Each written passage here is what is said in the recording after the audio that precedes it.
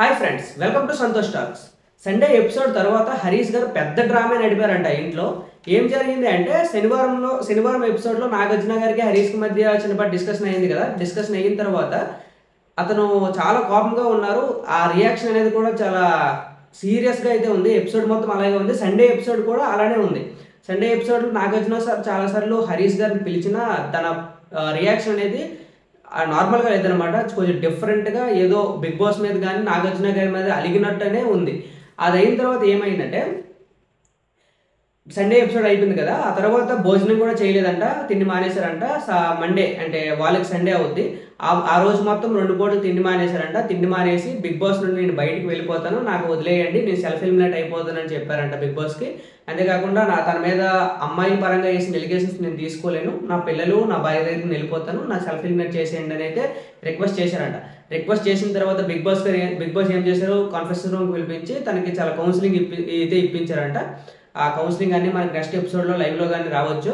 So counselling ఇప్పించిన తర్వాత మళ్ళీ హరీష్ గారు తను కొంచెం రియలైజ్ అయ్యి మళ్ళీ నామినేషన్ ప్రాసెస్లో అయితే పాల్గొన్నారు. సో ఇవన్నీ మనకి నెక్స్ట్ ఎపిసోడ్లో వస్తే, సో హరీష్ గారు అయితే సెల్ఫ్ ఎలిమినేట్ అవ్వాలి అనుకున్నాడు, కానీ బిగ్ బాస్ కౌన్సిలింగ్ వల్ల మళ్ళీ బ్యాక్ అయితే ఉండిపోయాడంట. సో అది హరీష్ గారి గురించి అప్డేట్.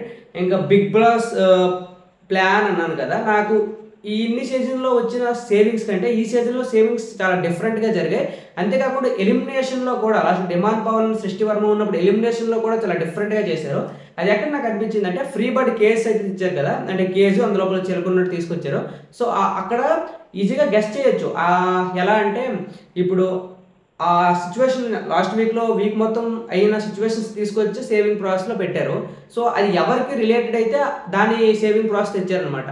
ఫ్రీ బర్డ్ అనేది ఎవరి ఇష్యూ అయింది, ఫ్లోరా విషయంలో అయింది. సో ఫ్రీ బర్డ్ కేసు తేగానే నాకైతే అనిపించింది ఫ్లోరా సేఫ్ అయిపోద్దని. సో అలానే అయ్యింది. సో అదేవిధంగా నెక్స్ట్ క్యారేజ్ అయితే తీసుకొచ్చారు. క్యారేజ్లో అయితే ఎవరికి టెనెంట్స్కి అయితే రిలేటెడ్ వస్తాయి, ఎందుకంటే ఫుడ్ తింటారు కాబట్టి క్యారేజ్లో వచ్చిన ఫుడ్. సో ఆ విధంగా సుమన్ శెట్టి గారు అండ్ రీతూ చౌదరి గారు అయితే సేవ్ అయ్యారు. సో అది కూడా నాకు భలే అనిపించింది. వీటన్నిటికంటే ఎలిమినేషన్ రౌండ్ నాకు ఇంకా డిఫరెంట్గా అనిపించింది. ఎలా చెప్పినా, ఎలిమినేషన్ జోన్లో ఉన్నది ఎవరు, డిమాండ్ పవన్ అండ్ సృష్టి వర్మ. వీళ్ళిద్దరూ ఎలిమినేషన్ రౌండ్లో ఉన్నప్పుడు సడన్గా డ్యాన్సెస్ వచ్చి మంచి, అంటే అది ఎలిమినేషన్ రౌండ్ చాలా సాడ్గా అవ్వాలి, కానీ డ్యాన్స్ వచ్చి చాలా సూపర్గా ఎనర్జెటిక్గా డ్యాన్స్ అయితే వేస్తున్నారు. సో అక్కడ హింట్ ఎలా ఉంటుంది, సో డ్యాన్స్గా సెలబ్రేట్ చేస్తున్నారు కాబట్టి డ్యాన్స్ అయిన సృష్టికి రిలేటెడ్ అవుద్ది. అది ఎలా అయినా సృష్టికి రిలేటెడే. అది ఎలిమినేట్ అవుద్దా సేవ్ అవుద్దా అనేది పక్కన పెడితే అది ఎలా అయినా సృష్టికి రిలేటెడ్ అయింది, ఎందుకంటే డ్యాన్సర్స్ వాళ్ళు డ్యాన్స్ వేస్తున్నారు. సో ఈ విషయం కొందరు పాజిటివ్గా తీసుకోవచ్చు, నెగిటివ్గా తీసుకోవచ్చు. సృష్టి వర్మ గారు ఎలా తీసుకున్నారంటే, డ్యాన్సర్స్ వచ్చారు, వీళ్ళు డ్యాన్స్ వేస్తున్నారంటే నేను సేఫ్ అయ్యానేమో అని చిన్నపాటి థాట్లో తను కూడా డ్యాన్స్ వేశారు.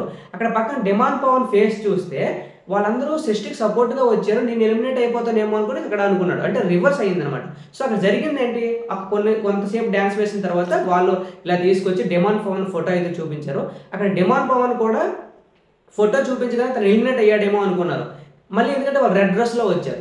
తర్వాత ఇంకో కొంత వ్యక్తులు ఏమంటే సేఫ్ అని ఉంటుంది, వాళ్ళ టీషర్ట్ మీద సేఫ్ అని ఉంటుంది, ఇద్దరు వ్యక్తుల మీద డిమాండ్ పవన్ ఫోటో అయితే ఉంటుంది. సో నాగార్జున గారు చెప్పిన వరకు డిమాండ్ పవన్ ఎలిమినేట్ అనుకున్నాడు, కానీ నాగార్జున గారు డిమాండ్ పవన్ సేఫ్ అని సృష్టి వర్మ ఎలిమినేట్ అని చెప్పారు. నాకు ఆ ప్రాసెస్ అయితే పిచ్చిగా నచ్చేసింది.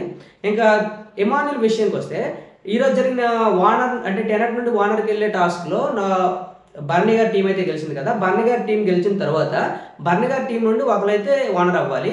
సో ఇమాన్యుల్ ఒక 2 days బ్యాక్ ఏమైందంటే, ఇమాన్యుల్ నీకు ఏదైనా అవకాశం వస్తే టెనెట్స్ నుండి ఓనర్గా ఎవరికి పంపిస్తావంటే, నేను ఎవరైనా ఒక అమ్మాయిలనే పంపించాలనుకుంటున్నాను, ఎందుకంటే అమ్మాయిలు చాలా ఇబ్బంది పడుతున్నారు ఫుడ్ లేక, సో నేను అమ్మాయిలు పంపించాలి అని అన్నాడు. సో ఈ రోజు అదే అవకాశం ఇమాన్యుల్కి వచ్చింది. ఇమాన్యుల్కి వచ్చినప్పుడు బర్నీ గారి పేరు చెప్పాడు, కానీ వేరే అమ్మాయిల పేరు చెప్పలేదు. అక్కడ తనుజ కానీ సృష్టి కానీ ఉన్నారు, వాళ్ళిద్దరి పేరు చెప్పకుండా బర్నీ గారి పేరు చెప్పాడు. నాకు ఎందుకో ఇమాన్యుల్ అక్కడ మాట మార్చాడు, అంటే జనరల్గా అవ్వచ్చు, కానీ అక్కడ మాట తెప్పాడు అనేది అనిపించింది.